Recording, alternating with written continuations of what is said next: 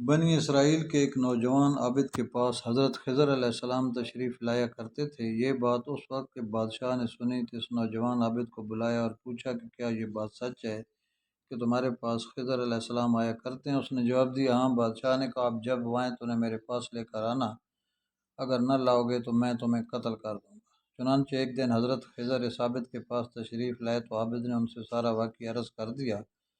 آپ نے فرمایا، چلو اس بادشاہ کے پاس چلتے ہیں۔ چنانچہ آپ اس بادشاہ کے پاس تشریف لے گئے۔ بادشاہ نے پوچھا، کیا آپ کی خضر ہیں؟ آپ فرمایا، ہاں۔ بادشاہ نے کہا، میں کوئی بڑی عجیب بات سنائیں؟ فرمایا، میں نے دنیا کی بڑی بڑی عجیب باتیں دیکھی ہیں، ان میں سے ایک سناتا ہوں۔ فرمایا، میں ایک دفعہ ایک بہت بڑے خوبصورت اور آباد شہر سے گزرا۔ میں نے اس شہر کے ایک باشندہ سے پوچھا، یہ شہر کب سے بنا ہے؟ تو اس نے کہا، یہ شہر بہت پرانا شہر ہے، اس کی ابتدا کا نہ مجھے علم ہے اور نہ ہمارے آباء و اجداد کو۔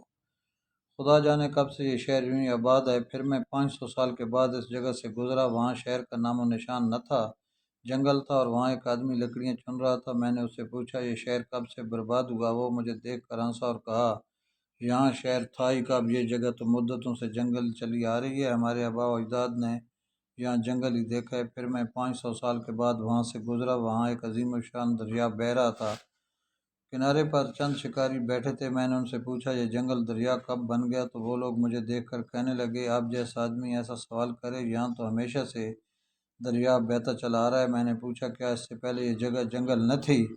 وہ کہنے لگے، ہرگز نہیں، نہ ہم نے دیکھی اور نہ ہی اپنے آباء اجداد سے سنی۔ میں 500 سال کے بعد وہ جگہ ایک بہت بڑا میدان دیکھا جہاں ایک آدمی کو پھرتے دیکھا۔ میں نے اس سے پوچھا، یہ جگہ خشک کب سے ہو گئی؟